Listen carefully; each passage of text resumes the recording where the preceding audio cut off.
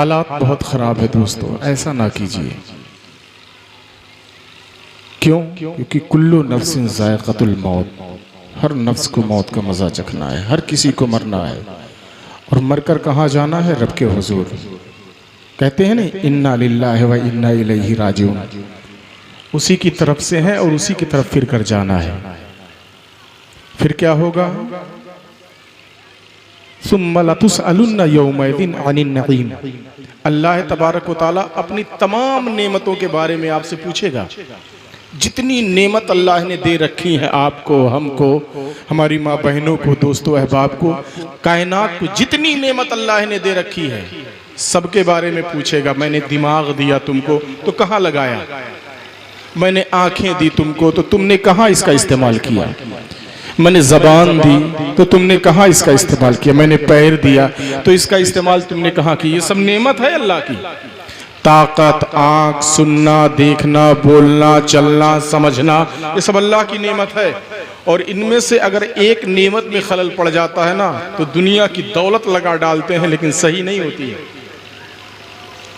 और इतनी स्ट्रांग, इतनी बेहतरीन नेमतें अल्लाह ने हमें दे रखी हैं कि अगर इन नेमतों का रब के दिए हुए कानून के मुताबिक अमल करें ना तो कसम खुदा की फिर से दुनिया हमारे कदमों में होगी।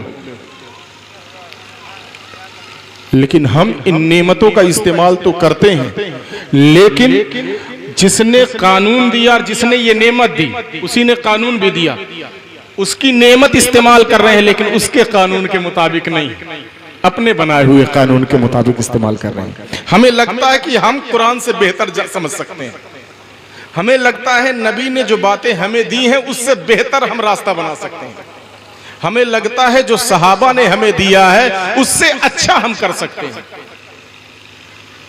तो अगर ऐसा आपके दिमाग में है कि कुरान और हदीस और असलाफ के रास्ते से बेहतर आपके पास कोई फार्मूला है तो मैं घोषित कर देता हूं कि आपको या तो बिहार चले जाना चाहिए या तो आपको आगरा चले जाना चाहिए। आप पागल हो गए हैं।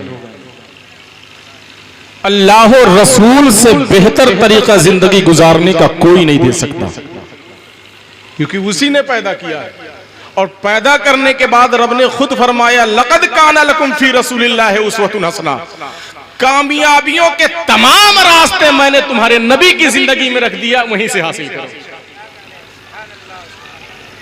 कैसे तुम्हें कामयाब होना है, कैसे रब को राजी करना है, कैसे लोगों में तुम्हें मशहूर होना है, कैसे मरने के बाद भी जिंदा रहना है, कैसे लोगों की धड़कन बननी है, कैसे लोगों की मोहब्बत हासिल करनी है, कैसे कुछ भी ना होते हुए सब कुछ अपने पास रखने का कौन सा तरीका, ये सिर्फ मुस्तफा की जिंदगी में, सिर्फ मुस्तफा की जिंदगी में है।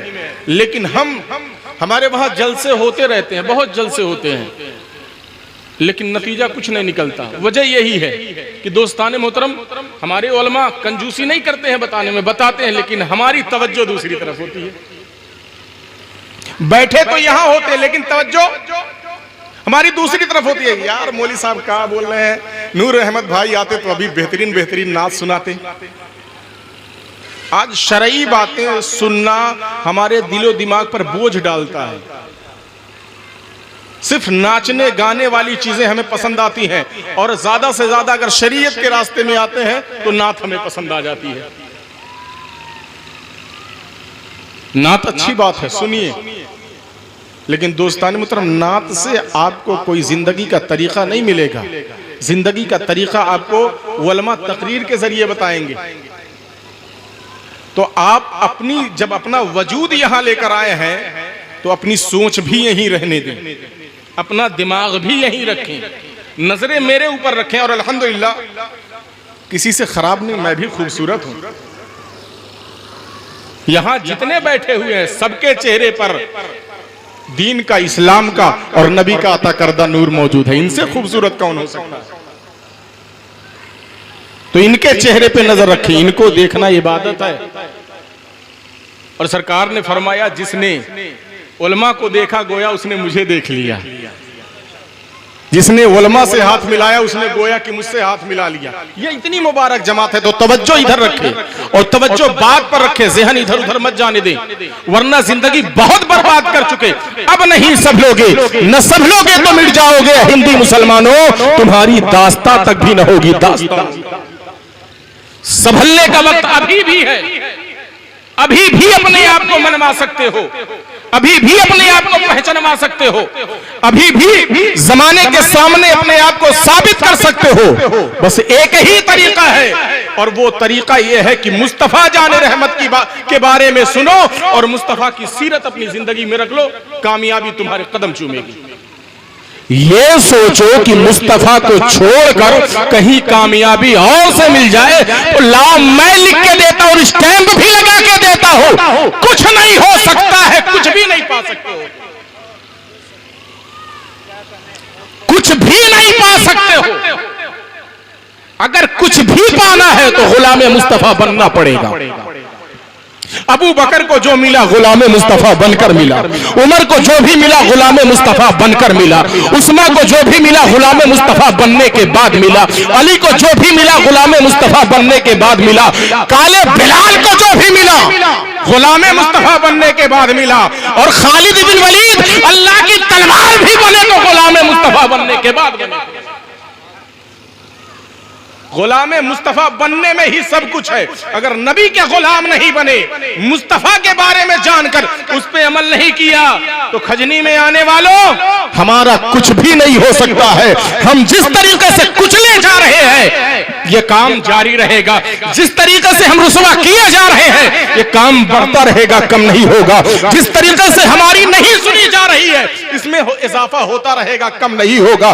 जिस तरीके से हम जलीलो खार हो रहे हैं ये दिन ब दिन बढ़ता रहेगा, इसमें कमी नहीं होगी। अगर चाहते हो इज्जत फिर तुम्हारी हो, शोहरत फिर तुम्हारी हो, दबदबा फिर तुम्हारा हो, हुकूमत फिर तुम्हारी हो, जमाने में फिर मुमताज बन जाओ, तो बस तरीका यही है कि गुलाम मुस्तफा बन जाओ। क्योंकि अल्लाह तबारक व तआला कुरान में साफ फरमाता है वला तहनु वला तहज़नु व अंतुमुल आलौना इन कुंतुम मुमिनीन, घबराना नहीं, गमज़दा नहीं होना, दुनिया पे तुम्हारी हुक्मरानी रहेगी। शर्त यह है कि मेरे नबी के गुलाम, मेरे नबी के अल्लाह कह रहा है, ये किसी मुल्ला की बात नहीं है, ये किसी खुल्ला की बात नहीं है, अल्लाह की बात है। अल्लाह कह रहा है अगर चाहते हो कि गम ना रहे तुम्हारे पास, टेंशन ना हो तुम्हारे पास, जमाना तुम्हारे कदमों में रहे, तो तुम अपने आप को नबी के कदमों में पहुंचा दो, जमाना तुम्हारे कदमों में आ जाएगा। लेकिन आज दोस्ताने मोहतरम हम सब कुछ बनने के लिए तैयार हैं, गुलाम मुस्तफा बनने के लिए तैयार नहीं है। कितने लोग हैं इसमें गुलाम मुस्तफा बनने के लिए? दढ़िया कहां बाऊ? अल्लाह ताला तुम्हारा हाथ उठाना कबूल फरमाए और अल्लाह आप तमामी लोगों, जितने लोगों ने कहा, अल्लाह हकीकत में इश्क़ नबी इनायत फरमाए।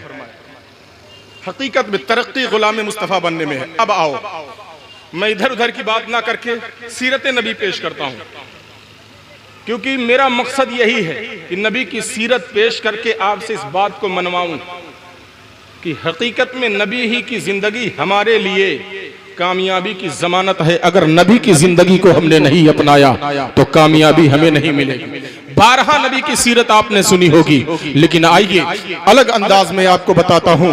दोस्ताने मोहतरम, आपने 12 सुना, नबी मक्के में पैदा हुए, मक्के में ही रहे, जब 53 साल के हुए तो मदीना जाना हुआ। मैं आपको बताऊं, नबी जब तक ऐलान नबूवत नहीं किए थे ना, तब तक मदीना नहीं गए थे। मुस्तफा जाने रहमत मक्के में ही रहा करते थे। नबी की सीरत का यह पहलू बड़ा प्यारा है जो मैं आपको समझाना चाहता हूँ। मुस्तफा जाने रहमत की उम्र 40 साल की हो गई है। अल्लाह तबारक व तआला ने हमारे नबी के दिल में ये चाहत डाली कि तन्हाई इख्तियार करे, यानी गोशा नशीनी इख्तियार करें और तन्हा रहे। अल्लाह के रसूल अपने घर में तन्हा नहीं रहते हैं, अपने घर से बाहर निकलते हैं। आपने सुना होगा मुस्तफ़ा जाने रहमत एक गार में जाना शुरू कर देते हैं। पहाड़ के अंदर जो गड्ढा होता है या जो खाली जगह होती है उसको गार कहते हैं, केव कहते हैं। एक गार में जाना शुरू कर देते हैं। जिस गार में मेरे मुस्तफ़ा मक्के में रहते हुए 40 साल की उम्र में जाना शुरू करते हैं ना, उसको गारे हिरा के नाम से जाना जाता है। मुस्तफ़ा जाने रहमत अपनी बीवी हजरत खदीजतुल कुबरा रजी अल्लाह ताला अन्हा से कहते हैं, मेरे लिए खाना तैयार कर दो और मशकीज़े में पानी रख दो, मैं गारे हिरा में जाऊंगा। मुस्तफ़ा जाने रहमत के लिए खाना भी तैयार हो रहा है, पानी भी तैयार होता है। नबी दोनों चीजों के लेते हैं, गारे हिरा में चले जाते हैं। अब आप सोचिए नबी जाकर क्या करते हैं, इन उलमा ने बताया होगा। नबी जाते थे, वहां पर इबादत करते थे। कौन सी इबादत करते थे? तो इसमें हर किसी की जबान खामोश है, लेकिन लोगों ने दोस्ताने मोहतरम करीने से बताया है, नबी वहां पर जाकर अल्लाह की बड़ाई बोलते थे, अल्लाह की तस्बीह करते थे, अल्लाह को याद करते थे। कुछ लोगों ने कहा है नबी वहां जाकर नमाजें पढ़ा करते थे, रब के हुजूर सजदे किया करते थे। अल्लाहू अकबर। इसी तरह मुस्तफ़ा जाने रहमत सल्लल्लाहु अलैहि वसल्लम गारे हिरा में जाते थे। तवज्जो इधर तवज्जो उधर नहीं जानी चाहिए, तवज्जो इधर रहनी चाहिए, क्योंकि जो देना चाहता हो वो बहुत जरूरी है। न समझोगे तो मिट जाओगे हिंदी मुसलमानों। नबी जाते थे गारे हिरा में, रब की इबादत करते थे, रब के हुजूर सजदा करते थे, रब की तस्बीह और तहलील करते थे, अल्लाह को याद करते थे, अल्लाह के और करीब होने की कोशिश करते थे। जबकि मेरे नबी ही सबसे ज्यादा करीब है, लेकिन फिर भी और कुर्ब हासिल करने की कोशिश करते थे। मुस्तफ़ा इबादत करते चले जा रहे हैं, करते चले जा रहे हैं। नबी 40 साल के हो चुके हैं। एक दिन अल्लाह तबारक व तआला जिब्रील से कहता है, ए जिब्रील अब सिदरा पर बैठने का वक्त नहीं है, ए जिब्रील कुरान का ये पहला टुकड़ा ले ले, पहली वही ले ले, गारे हिरा में चला जा, मेरे नबी वहां पर मौजूद है। आज नबी से नबूवत का ऐलान करवाना है। मुस्तफ़ा जान रहमत सल्लल्लाहु ताला अलैहि वसल्लम के सर पर ऐलान नबूवत का ताज रखना है। ए जिब्रील ये वही का पहला टुकड़ा ले, कुरान की पहली आयत ले ले, और 5 आयतें थी, ये 5 आयतें ले ले, मेरे नबी के पास चला जा, ताकि उनको यकीन कामिल हो जाए कि जिसके लिए मुझे पैदा किया गया है वो काम अब मुझसे जल्दी लिया जाएगा। अल्लाहू अकबर कबीरा। और जिब्रील अमीन पहली मर्तबा जाहिरी शक्ल सूरत में मुस्तफा के सामने आते हैं। आओ मैं बताता हूँ सीरत नबी का ये, दोस्तान मोहतरम, सीरत नबी का ये जलवा मैं इसलिए आपके सामने रखना चाहता हूँ ताकि आपके अंदर से वो चीजें खत्म कर सकूं जो चीजें आप मानने के लिए तैयार नहीं है। अल्लाहू अकबर कबीरा। जिब्रील अमीन पहुंचे हैं, नबी ने देखा है, मुस्तफा जाने रहमत खड़े हो गए हैं, जिब्रील अमीन नबी के करीब गए हैं। जिब्रील अमीन पहुंचते हैं, मुस्तफा को सलाम करते हैं, नबी जवाब देते हैं, मेरे आका फरमाते हैं क्यों आना हुआ है? जिब्रील अमीन कहते हैं या रसूल अल्लाह वही लेकर आया हो। वही क्या है? पहली वही है। अभी कुरान का एक लफ्ज भी नाजिल नहीं हुआ है। पहला कुरान की पहली वही आ रही है, पहली 5 आयतें आ रही है, पहली सूरत आ रही है दुनिया पर कुरान की।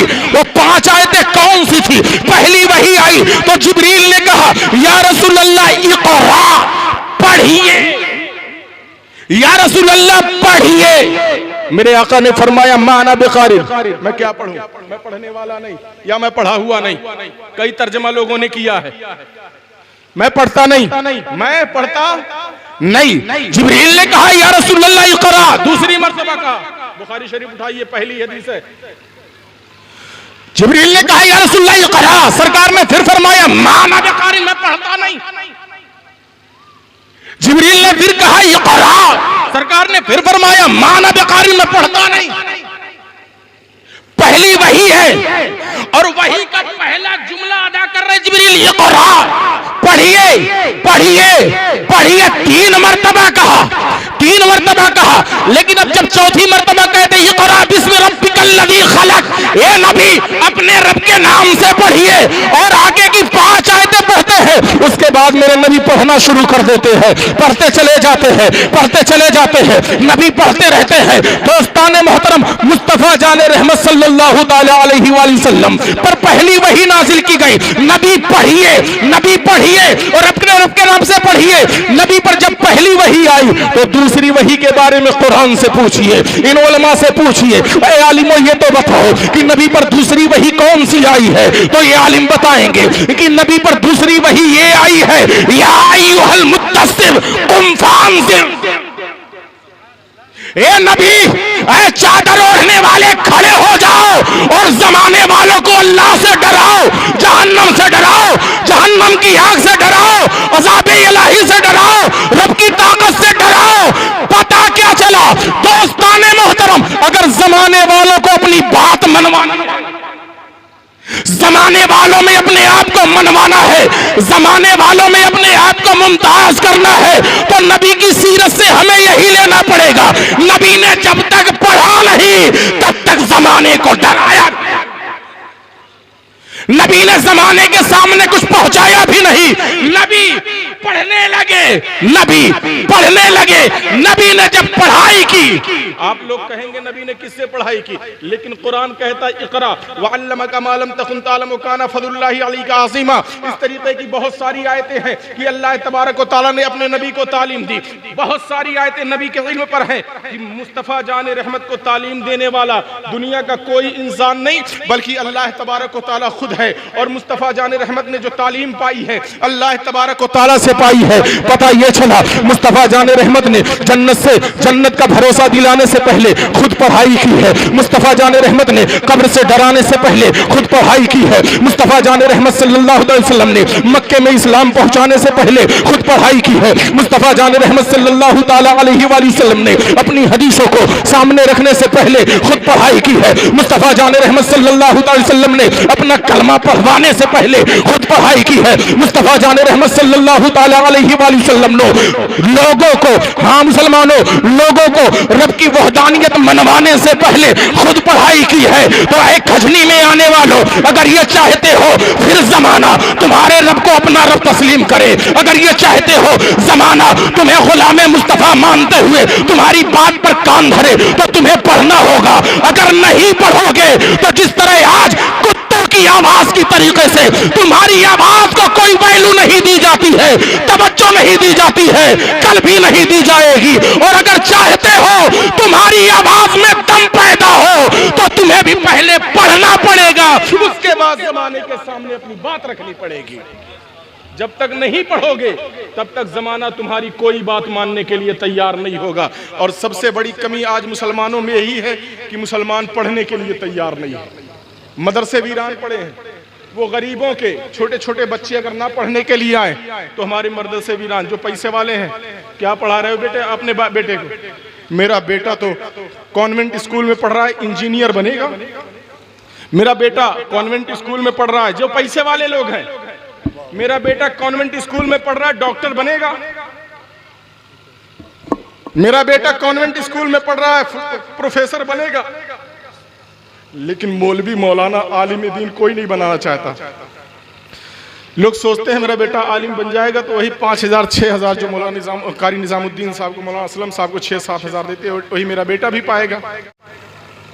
यही लोग सोचते हैं ना, इसलिए नहीं पढ़ाते हैं।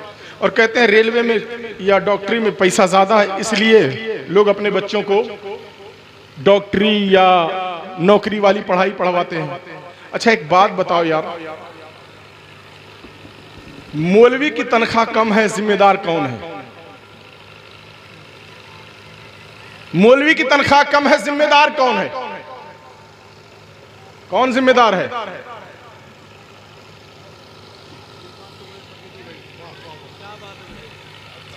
मौलवी की तनख्वाह 5,000 है, जिम्मेदार कौन है? अच्छा, जो आदमी 1 साल में 1 बीघा जमीन खरीद सकता है, क्या वो 1 साल में एक मदरसे को 10, 20, 25, 50 हज़ार रुपया डोनेट नहीं कर सकता है? क्या बात, क्या बात, माशाअल्लाह। जिसका बेटा हर 2 महीने पे एप्पल की मोबाइल चप्पल की तरह बदलता है, तो क्या वो मदरसे में, मस्जिद में डोनेट नहीं कर सकता है? डब्बा आगे जाता है या मदरसे का मुदर्रिस रसीद लेके या मदरसे में देने के लिए रग़बत दिलाता है, तो क्या दे नहीं सकता? अरे हमें शर्म से डूब मरना चाहिए। अल्लाह अल्लाह अल्लाह अल्लाह, क्या बात है, माशाअल्लाह। डूब मरना चाहिए, हमें डूब मरना चाहिए। और एक बात मैं बता दूं, तुम्हारी जमीन, तुम्हारी जायदाद, तुम्हारी औलाद, तुम्हारी औलाद और तुम्हारे घर पे खड़ी गाड़ियां तुम्हारे कब्र से एक अजाब भी दूर नहीं करवा सकती, लेकिन मदरसे का मुदर्रिस अगर तुम्हारी कब्र से भी गुजर जाएगा तो 40 दिन के लिए अजाब में तखफीफ कर। हाय हाय, नारे तकबीर, नारे रिसालत, उलमाए अहले सुन्नत। 40 दिन के लिए अजाब में तखफीफ कर दी जाएगी, जो हमारी दुनिया में भी काम आता है, कब्र में भी काम आएगा, और मुस्तफा फरमाते हैं हश्र में भी काम आएगा और जन्नत में भी काम आएगा। उसके लिए 5,000 एक साहब आए, मौलाना साहब दुआ कर दी। मैंने कहा क्या? मेरे बेटे की अच्छी तनख्वाह वाली नौकरी लग जाए। मैंने कहा कितने वाली? कहा कम से कम 50-60 हजार रुपए हो। मैंने कहा या अल्लाह, इनके बेटे को ऐसी तनख्वाह की नौकरी देना जैसी तनख्वाह की नौकरी ये मेरे लिए सोचते हैं। क्या बात है, क्या बात है। जैसे तनख्वाह की नौकरी ये मेरे लिए सोचते हैं, या अल्लाह इनके बेटे को। कहा मौलाना ये तो बद्दुआ कर रहा है, मौलाना आप तो बद्दुआ कर रहे हैं। मैंने कहा यानी आप यही सोचते हैं कि मौलाना को 5,000? अल्लाह अल्लाह अल्लाह अल्लाह, क्या बात है, क्या बात। मौलाना को 5,000 मिले, जो पूरी कौम खजनी का इलाका अगर चाहे तो इस दारुल उलूम के हर उस्ताद की तनख्वाह कम से कम 50,000। हाय हाय, क्या बात है, बेशक। उनवल के हर मुदर्रिस की तनख्वाह 50,000 हो सकती है। मैं कहता हूं ए लोगों, अपने खर्चों में से पैसा बचाओ। जो 1500 का रिचार्ज मोबाइल में करवाते हो, 1500 का ना करवा के सिर्फ 500 का करवाओ या 1000 का करवाओ, और 1000 रुपए हर महीने ले जाके एक मुदर्रिस की तनख्वाह में छोड़ो। अगर 10 लोग 20 लोग जुड़ गए एक मुदर्रिस के लिए तो मदरसा तो 10,000 5,000 देता ही है, 20,000 ये बढ़ के 30,000 हो जाएगा। तो गारंटी से सुन लो, जो आज अपने बच्चों को डॉक्टर बनाना चाहते हैं, जो आज अपने बच्चों को इंजीनियर बनाना चाहते हैं, अगर हमारे इमामों की तनख्वाह 80,000 और 1 लाख कर दी जाए, जो हमारे हाथ में 1 लाख कर दी जाए तनख्वाह इमामों की, मुदर्रिसों की 1 लाख कर दी जाए, तो दोस्ताने मोहतरम हर घर यही चाहेगा मेरा बेटा भी इमाम बने, 1 लाख कमाए, मेरा बेटा भी मुदर्रिस बने, 1 लाख तनख्वाह उठाए। पता चला हम कर सकते हैं, हर घर में हम गुलामे मुस्तफा और शरीयत का आलिम पैदा कर सकते हैं, लेकिन हम गलत रास्ते पे चले गए हैं, इसलिए कोई आलिम बनाने के लिए तैयार। माशाल्लाह, नारे तकबीर, नारे रिसालत। बहुत अच्छा पैगाम, माशाल्लाह, क्या बात है। अच्छा एक बात बताओ, इतनी बात मैंने कही, इतनी बात मैंने आप लोगों से ही कही, कोई बात अमल में लाने वाली है? नहीं ना। हम 1500 का करवाते, मौलाना अब 2,000 का करवाएंगे, लेकिन आलिम साहब को नहीं देंगे, आलिम साहब को नहीं देंगे। सिर्फ मेरे बारे में मेरे नायब साहब बैठे हैं, कारी शमसुद्दीन साहब किबला, वही जानते हैं मेरे बारे में जो कुछ भी जानते हैं, और शहर गोरखपुर के कुछ लोग ये हैं। मेरी भी तनख्वाह ज्यादा नहीं, 10,000 रुपया है, 10,000 रुपया मेरी तनख्वाह। यही लोग सोचते हैं मेरा बेटा आलिम बनेगा तो 10,000 पाएगा, लेकिन आओ मैं बताऊं दोस्ताने मोहतरम, इस 10,000 में बड़ा सुकून है, बड़ी बरकत है, बड़ी रहमत है, अल्लाह का फजल शामिल है, बहुत अल्लाह का फजल शामिल है। आप कहोगे मौलाना ऐसे कैसे कह सकते हैं? मैं कहूंगा अच्छा ये बताओ, आप लोग 1 लाख रुपए कमाते हैं, आपका बेटा कहां पढ़ता है? कहां मौलाना? मेरा बेटा 1 लाख रुपए कमाते हैं, मेरा बेटा गोरखपुर में सेंट जेवियर्स में पढ़ता है, मेरा बेटा HP डिफेंस में पढ़ता है, मेरा बेटा पोलर में पढ़ता है, मेरा बेटा फला स्कूल में पढ़ता है। कितनी फीस है उसकी? मौलाना इतने हजार है। मैंने कहा अल्हम्दुलिल्लाह, आपका बेटा इतने में पढ़ता है, इतना लगाते हैं, आप इतना फीस देते हैं, बताओ ना आपका बेटा क्या पढ़ता है? कहा मेरा बेटा इंग्लिश पढ़ता है, मेरा बेटा मैथ पढ़ता है, मेरा बेटा साइंस पढ़ता है, मेरा बेटा हिंदी पढ़ता है, मेरा बेटा ये पढ़ता है, मेरा बेटा वो पढ़ता है। मैंने कहा तेरा बेटा पढ़ने के बाद क्या बनेगा? कहा मेरा बेटा इंजीनियर बनेगा, डॉक्टर बनेगा, फिलोसोफर बनेगा, ये बनेगा, वो बनेगा, ढिमका बनेगा, फला बनेगा। मैंने कहा तेरा बेटा ये बनेगा, लगा कितना रहा? का इतना लगा रहा हूं, इतनी मेहनत कर रहा हूं, लेकिन मौलाना पैसा बचता ही नहीं, इसलिए मस्जिद में नहीं दे पाता, इसलिए मदरसे में नहीं दे पाता। मैं थोड़े से आपको जहन को रोक कर ही कहना चाहता हूं, आप 50,000 60,000 कमाते हैं, आपका बेटा बेहतरीन स्कूल में पढ़ता है, मैं कहता हूं ना बरकत है, रहमत है इसमें। मेरा बेटा, मैं 10,000 कमाता हूं, मेरा बेटा केरला में पढ़ता है, क्या बात है, मेरा बेटा केरला में पढ़ता है, वो भी दारुल हुदा में पढ़ता है, केरला में। और आपको बता दूं, और अभी आप मोबाइल पे सर्च कर लो दोस्ताने मोहतरम, 10,000 मेरी तनख्वाह, मेरी बेटी शाहीन एकेडमी बेंगलोर में पढ़ती है। अल्लाह अल्लाह अल्लाह। मेरी बेटी जो शाहीन एकेडमी बेंगलोर में पढ़ती है। मौलाना पूरा कैसे होता है? मैंने कहा अल्हम्दुलिल्लाह, अल्लाह तबारक व तआला इतने रास्ते पैदा कर देता है, कहां कहां से मिल जाता है मुझे खुद यकीन नहीं होता। आप सोचते होंगे मौलाना चोरी करते होंगे या मौलाना कहीं से चंदा करते होंगे। कसम खुदा की, अल्लाह की लानत हो चोरी करने वाले पर, अल्लाह की लानत हो बेईमानी करने वाले पर। दोस्ताने मोहतरम, अल्लाह तबारक व तआला के दीन का काम कर रहा हो, उसके नबी का काम कर रहा हो, अल्लाह तबारक व तआला इसे 10,000 में और अगल बगल से इतनी मदद करता है कि मेरी बेटी भी आराम से पढ़ रही है, बेटा भी आराम से पढ़ रहा है। 50,000 कमाने वालों, बताओ ना तुम्हारे तन बतन पे कितने का कपड़ा है? कहा मौलाना 500 रुपए मीटर का। मैंने कहा मैंने जो ये कपड़ा पहना है 1500 रुपए मीटर का है। तुम कितने का मोबाइल चलाते हो? कहा मौलाना 30,000 का। मेरे जेब में जो मोबाइल है 35,000 का चला रहा हो। दोस्तों, आप ये मत देखो आपका बेटा 10,000 पाएगा, 5,000 पाएगा, बल्कि ये सुनो आपके बेटे के 10,000 में अल्लाह कितने लाखों की बरकत डालेगा, आप अंदाजा भी नहीं लगा। सुभान अल्लाह, सुभान अल्लाह, माशाअल्लाह। आप अंदाजा भी नहीं लगा सकते। अल्लाह अल्लाह। आपका बेटा वहां पढ़कर इंजीनियर बनेगा, डॉक्टर बनेगा, लेकिन गुलाम मुस्तफा नहीं होगा। और आपका बेटा मदरसे में पढ़कर इंजीनियर तो नहीं बनेगा, लेकिन गुलाम मुस्तफा बनेगा। क्या बात है? सुभान अल्लाह, सुभान अल्लाह। आपका बेटा वहां पढ़कर लोगों, लेकिन मैं आपको बता दूं मेरी बेटी 7-8-9 पारे की हाफिज भी है। अल्लाह अल्लाह अल्लाह, माशाअल्लाह माशाअल्लाह। मेरी बेटी 9 पारे की हाफिज भी है। और वहां जहां मैंने भेजा है, पूरा पता लगा के भेजा, वहां दीनियात की पूरी पढ़ाई पढ़ाई जाती है। मैंने फोन किया, बेटा कितना हूं? कहा अबू 6 हदीसें याद कर चुकी हूं ज़बानी। अच्छा, आप में से कितने लोगों को नबी की एक भी हदीस याद है? एक को हदीस याद है? या आप अपने बच्चों से पूछो, बेटा आप ये बताओ ना कि मैं मर जाऊंगा तो मेरे मरने पे दुआ कौन सी पढ़ोगे? पूछो ना अपने बेटे से, बगल में बिठा के पूछो ना, बेटा मैं मरा तो मरने पर दुआ कौन सी पढ़ी जाती है? बेटा मुझे दफन करने लेके जाएगा, जब दफन करेगा मुझे, जब मिट्टी डालेगा मेरे तन पर, तो कौन सी दुआ पढ़ेगा?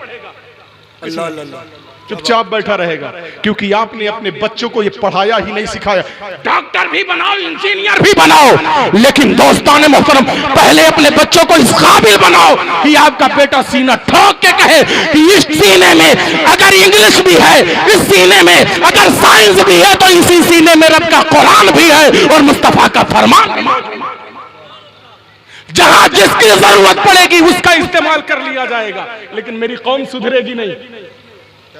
और अपने मदरसे वालों को भी पैगाम देना चाहूंगा, वक्त और हालात के तनाजुर में आप अब सिर्फ अपने मदरसों में हदीस मत पढ़ाओ, अपने मदरसों में साइंस भी शामिल कर लो, अपने मदरसों में इंग्लिश भी शामिल कर लो। जहां हाफिज निकालते हो वहीं इंग्लिश पर महारत रखने वाला, इंग्लिश लैंग्वेज पर महारत रखने वाला आपका बेटा फर इंग्लिश भी बोलना चाहिए। आपका बेटा साइंस के मैदान में भी आगे हो और आगे होकर वो कहे कि कुरान भी है, तो ऐ लोगों सुनो, मैं एक्सपेरिमेंट भी साइंस के मैदान में कर सकता हूं। निकाल दो 2-4 किताबें अपने दरसे निज़ामी से और शामिल कर दो उसमें, ताकि आपका बेटा जमाने के साथ कंधे से कंधा मिलाकर खड़ा हो सके और आपका बेटा सीना ठोक कर कह सके मैं नबी का फरमान भी सुना सकता हूं और वक्त पड़ने पर जहाज। क्या बात है? सुभान अल्लाह, सुभान अल्लाह, माशाअल्लाह। क्या पैगाम है? जिंदाबाद जिंदाबाद। हमें करना पड़ेगा, नहीं करेंगे तो गूंगा समझेगा जमाना। और एक बात और दोस्ताने मोहतरम, आखिरी बात कह के अपनी बात को मुकम्मल करने की कोशिश करता हूं। आप अपने बेटों को इंग्लिश स्कूलों में पढ़ाएं तो आपका बेटा वहां से तालीम पाता है। क्या बात है? लेकिन मदरसे में पढ़ने वाला बच्चा, मेरे भाइयों जो यहाँ से हिफ्ज करके निकल रहे हैं, मेरे बच्चों अगर आप आवाज सुन रहे हो तो हिफ्ज पर मत रुक जाना। आला हजरत गूंगा कहा करते थे उसको, जो हिफ्ज पढ़कर निकलता था गूंगा कहा करते थे उसको, क्योंकि आला हजरत फाजिल बरेलवी रज़ी अल्लाह ताला ने अपने किसी बेटे को हिफ्ज नहीं पढ़ाया, किसी बेटे को हिफ्ज नहीं पढ़ाया। जानते हैं क्यों? क्योंकि हिफ्ज पढ़ने वाला सिर्फ कुरान के अल्फाज याद करता है, उसके मानी और मफहूम नहीं जानता है। और जबकि हमारा असल काम मानी और मफहूम से चलने वाला है। बड़े अफसोस की बात है, यह इतना बड़ा मजमा है, जो 200-400 लोग मौजूद हैं, इनमें से किसी से पूछिए क्या कभी सूरह फातिहा का भी तर्जमा आप लोगों ने पढ़ा है? ईमानदारी से बताना, किसी ने पढ़ा सूरह फातिहा का तर्जमा? ये जो हमारे घर में कुरान मौजूद है, किसी ने सूरह फातिहा का तर्जमा नहीं पढ़ा। अफसोस की बात है। और फिर भी चाहता अल्लाह झमाझम हमें अपनी रहमत इनायत करे। सूरह फातिहा 7 आयतों का तर्जमा हमने नहीं पढ़ा। अल्लाहु अकबर। तो पूरी कुरान तो छोड़ दो यार, कि कुरान में अल्लाह ने क्या क्या पता ही नहीं है। कैसे मुसलमानों डूब मरना चाहिए। खेलने दीजिए, खेलने दीजिए, बच्चे खेलने दीजिए। डूब मरना चाहिए मुसलमानों। गैरत नहीं आती है कि अल्लाह की किताब घरों में मौजूद है और इतनी भी तौफीक नहीं हो रही, इतना भी वक्त नहीं मिल रहा है कि उसको पढ़े। जबकि नालायकों 4-4 घंटा बैठ के मोबाइल देखते हो। व्हाट्सएप है, फेसबुक है, ट्विटर है, इंस्टाग्राम है, ना जाने कितनी कितनी चीजें मोबाइल में लोड कर रखी है और 4-6 घंटा देखते हो। अगर सिर्फ आधा घंटा कुरान पे दिया होता, आधा घंटा तर्जमा पढ़ा होता, तो अब तक अगर 20-22 साल की उम्र है, 2-4 मरतबा तर्जमे के साथ कुरान खत्म ही हो चुका होता। लेकिन नहीं, हमें तो तौफीक ही नहीं होती है। और एक बात, सिंपल सी बात है, जब जानोगे नहीं तो उसको अमल में लाओगे कहां से? अभी वक्त है संभल जाओ, अभी वक्त है सुधर जाओ, अभी वक्त है दोस्ताने मोहतरम राह रास्त पर आ जाओ, अभी वक्त है अपने आप को सुधार लो। अगर इस दुनिया के सामने अपने आप को मनवाना है तो तुम्हें गुलाम मुस्तफा बनना पड़ेगा। एक आखिरी बात कहना चाहता हूँ आपसे, आपका बच्चा वहां पढ़ता है तो दुनिया की तालीम पाता है, लेकिन यहाँ पढ़ता है तो दीन की तालीम पाता है। और मेरे हुफ्फाज बच्चों, आप यहाँ से निकलने के बाद सिर्फ दीन ही की तालीम पर अपने कदम को मत रोक लेना, बल्कि आगे भी दीन की तालीम हासिल करना और ऐसे जगह को पसंद करना, ऐसे जगह अपने कदम को रखना पढ़ने के लिए जहां पर दीन की तालीम के साथ साथ दुनिया की भी तालीम हो रही हो, जहां पर कुरान और हदीस के साथ साइंस भी पढ़ाई जा रही हो, जहां पर मैथ भी पढ़ाई जा रही हो, जहां पर इंग्लिश लैंग्वेज भी पढ़ाई जा रही हो, ऐसी जगह को पसंद करना। मैं ये कहना चाहता हूं, दुनिया भी जरूरी है, आखिरत भी जरूरी है, दीन की तालीम भी जरूरी है और दुनिया की तालीम भी जरूरी है, क्योंकि कुरान हमें सिखाता है रब्बना आतिना फिद दुनिया हसनतन व फिल आखिरती हसना। दुनिया अल्लाह हमें सिखाता है, ए रब हमें दुनिया में भी बेहतरी इनायत फरमा और आखिरत में भी हमें अच्छाई इनायत फरमा। तो हमें दुनिया को भी बेहतर बनाना है, इसलिए दुनिया की तालीम चाहिए। मैं आपको बताना चाहता हूँ दोस्ताने मोहतरम, आज दौलत कमाने में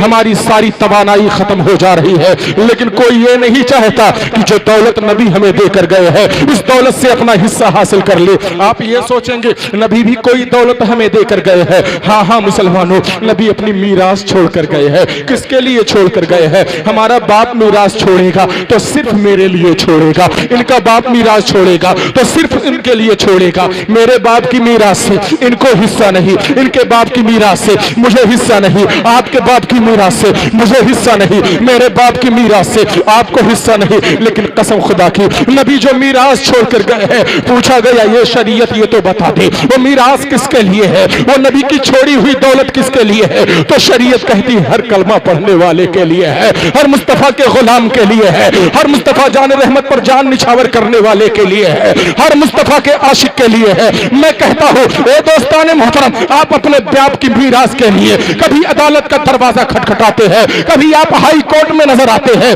कभी सुप्रीम कोर्ट में नजर आते हैं। पूछा गया क्यों हाई कोर्ट आए हो? कहा मुझे मेरे बाप की मीरास चाहिए, मेरा बाप मेरी मीरास दबा, मेरा भाई मेरी बाप की मीरास दबा रहा है, मेरा चचा मेरे बाप की मीरास दबा रहा है, मेरी बहन मेरे बाप की मीरास दबा रही है। इसलिए कभी हाई कोर्ट में नजर आ रहा हो, कभी सेशन कोर्ट में नजर आ रहा हो, कभी सुप्रीम कोर्ट में नजर आ रहा हो, लेकिन आओ मैं बताओ इसी धरती के ऊपर हमारे लिए हमारे नबी अपनी मीरास छोड़कर गए हैं। वो मीरास कहां कहां से मिलती है इसका भी पता बता देता हो, और मीरास कैसे हासिल कर सकते हैं इसका भी तरीका बता देता हो। दोस्ताने मोहतरम, आप देखता हूं खजली में आने वालों को, कितने लोगों को ये शौक आज से चढ़ता है कि मैं रोजाना इनकी मीरास मेरी मीरास एक बार तकसीम होती है, लेकिन नबी की मीरास रोजाना तकसीम होती है।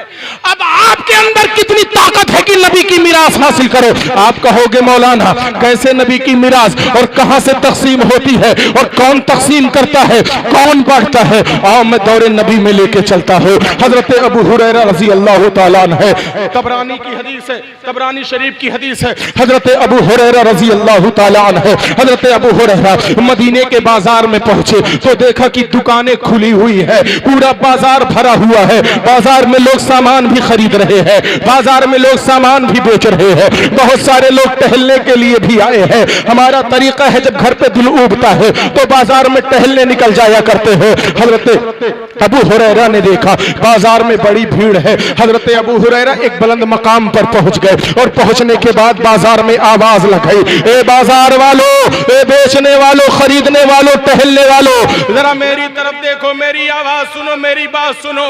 जब नबी के प्यारे सहाबी अताए रसूल हजरत अबू हुरैरा को लोगों ने देखा है कि अबू हुरैरा अताए रसूल हजरत अबू हुरैरा तमाम लोगों को आवाज लगा रहे हैं तो तमाम लोग अबू हुरैरा की तरफ मुतवज्जा हो जाते हैं, हजरत अबू हुरैरा की तरफ देखना शुरू हो जाते हैं। हजरत अबू हुरैरा से कहते हैं, ए अबू हुरैरा देखो ना, हमने बेचना भी छोड़ दिया, खरीदना भी छोड़ दिया, अब जल्दी से कहो ना क्या कहना चाहते हो।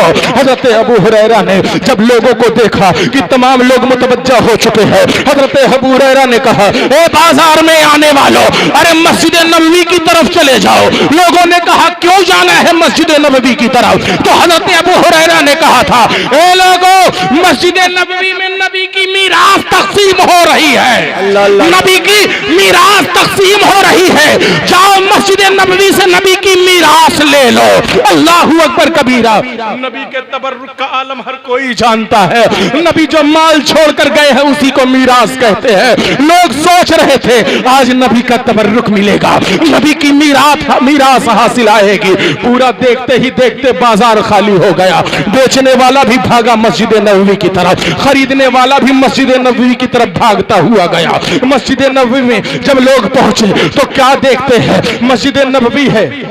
ओ जाने वाले भाइयों, समझ नहीं आ रही, बात बंद कर दे।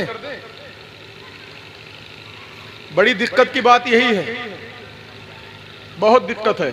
उलमा का दिल टूट जाता है इससे, हकीकत बता रहे हैं। आलिम का दिल टूट जाता है। मैं बहुत छोटा, मैं बहुत बड़ा नहीं आलिम हूं, बहुत छोटा आलिम हूं। मौका दे दिया खजनी वालों ने, आपका शुक्रगुजार हूं मैं यहां बोलने के लिए। लेकिन मैं एक बात चैलेंज के साथ कह रहा हूं, मैं अपने बाप की नहीं रसूल पाक की बात कर रहा हूं। सुभान अल्लाह। और फख्र है इस बात का कि अल्लाह तबारक व तआला ने मुझे ये मौका इनायत फरमाया और हमें शौक से सुनना चाहिए इस बात, इस बात को शौक से सुनना चाहिए। मैं आपसे कहता हूं कभी हजरत इमाम बुखारी की जिंदगी उठा के पढ़ लो ना, नबी की एक बात सुनने के लिए, एक बात सुनने के लिए जानते हैं 2-2, 3-3 हजार किलोमीटर का पैदल सफर कर डालते हैं। क्या बात है, बेशक। एक बात सुनने के लिए। यहाँ तो हमारे हर मोहल्ला में, हर इलाके में जलसा होता है, वहां पर नबी की बात सुनने के लिए हमारा भेजा फटा जाता है। बर्बादी नहीं आएगी तो और क्या आएगी? और मैं ये कोई और बात नहीं, नबी की हदीस की बात कर रहा हूँ। हज़रत अबू हुरैरा रज़ी अल्लाह ताला अन्हु अताए रसूल, उनकी बात मैं कर रहा था और तबरानी की हदीस है। हजरत अबू हुरैरा ने कहा, ये लोगों मस्जिद नबवी में जाओ, नबी की मीरास तकसीम हो रही है, पूरा बाजार खाली। लोग मस्जिद नबवी में पहुंचे तो क्या देखते हैं, मस्जिद नबवी में कुछ लोग नफिल पढ़ रहे हैं, कुछ लोग कुरान की तिलावत पढ़ रहे हैं। लेकिन कुरान की तिलावत पढ़ते पढ़ते कुरान की आयतों को पढ़कर लोग हलाल और हराम की भी बातें करते हैं। लोगों, कुरान में अल्लाह तबारक व तआला ने हमसे फरमाया है कि हमें ये करना, हमें नमाज पढ़ना, हमें रोजा रखना, हमें ज़कात देनी है, हमें हज करना है। ए लोगों, इन चीजों को हमें करना है और फला चीजों से हमें रुक जाना है। लोग देखते हैं कुछ लोग नफिल पढ़ रहे हैं, कुछ लोग हलाल और हराम की बातें कर रहे हैं। लोगों ने ये सोचा यहाँ से ना होकर हो सकता है नबी के मज़ार मुक़द्दस से कुछ तकसीम हो रहा हो। लोगों ने दरवाजा खोल कर देखा तो नबी का कमरा जिसमें नबी का मज़ार है वो कमरा भी बिल्कुल खाली नजर आया, कोई भी वहां पर मौजूद नहीं। लोग नाराज होकर फिर बाजार में आए। हजरत अबू हुरैरा वहीं पर खड़े थे। लोगों ने कहा, ए अबू हुरैरा, नबी के सहाबी होते हुए मजाक करते, तुम्हें शर्म नहीं आती?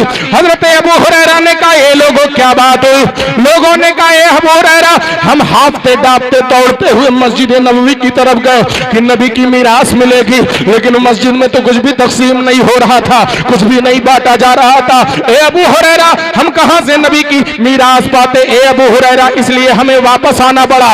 ए अबू हुरैरा, ये तो हमें बता दीजिए आपने मजाक क्यों किया? तो अबू हुरैरा ने तड़प के पूछा था, ए आने वालों, ये तो बताओ तुमने मस्जिद नबवी में देखा क्या है? तो आने वालों ने कहा था, ए अबू हुरैरा, हमने मस्जिद नबवी में यही देखा है कि कुछ लोग नवाफिल पढ़ रहे थे और कुछ लोग कुरान की तिलावत करके हलाल और हराम की बातें कर रहे थे कि हमें नमाज ऐसे पढ़नी है, हमें रोजा ऐसे रखना है, हमें ज़कात ऐसे देनी है, माँ बाप की खिदमत ऐसे करनी है, दोस्तों अहबाब के साथ मामला ऐसे करना है।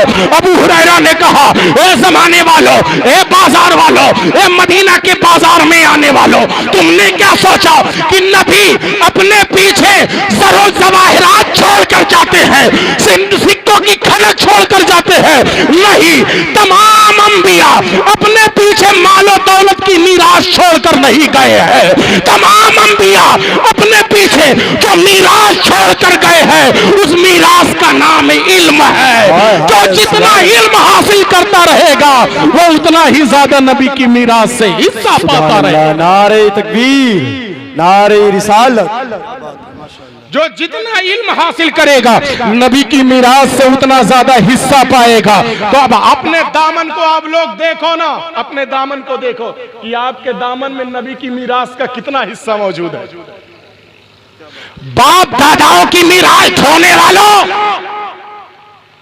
अगर इस दामन में किसी की मीरास जमा करने के काबिल है तो बाप दादा की मीरास नहीं बल्कि मुस्तफा की मीरास होनी चाहिए। मुस्तफा की मीरास होनी चाहिए। और ये मीरास सिर्फ एक मर्तबा नहीं बढ़ती, बार बार बढ़ती है।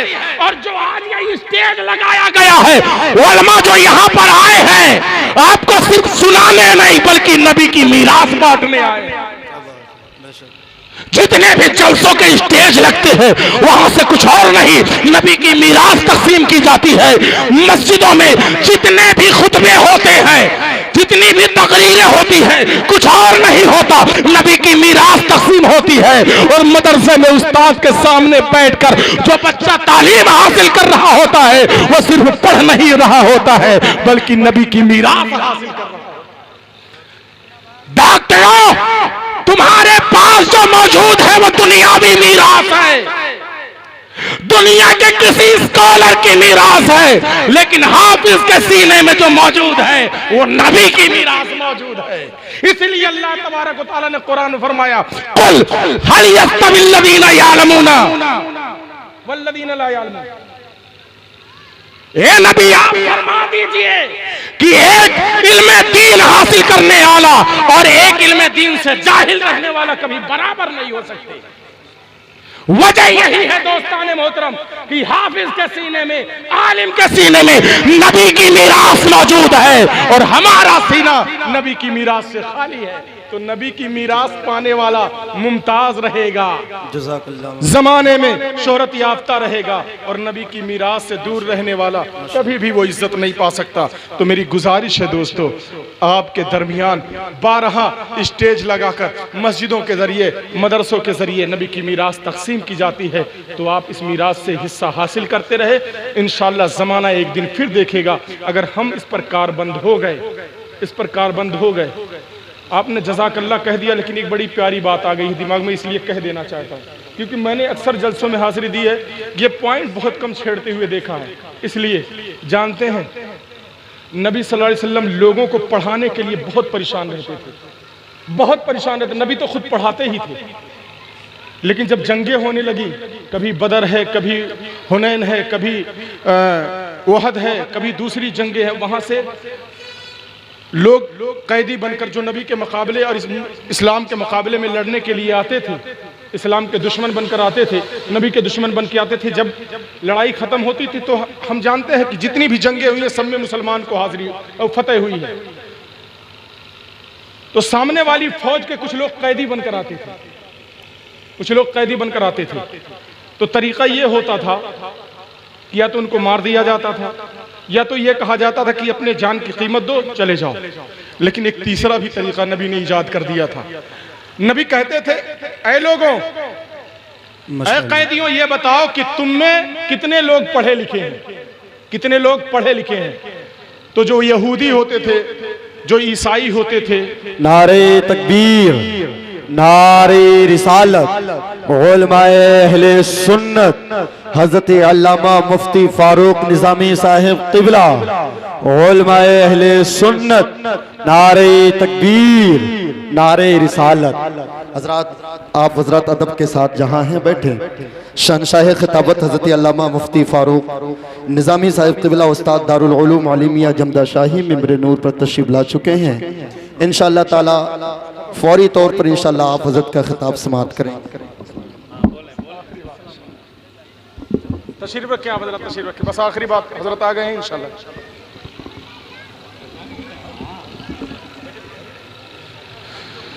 आप हजरत तशरीफ रखें, अफरा तफरी मत बचाए।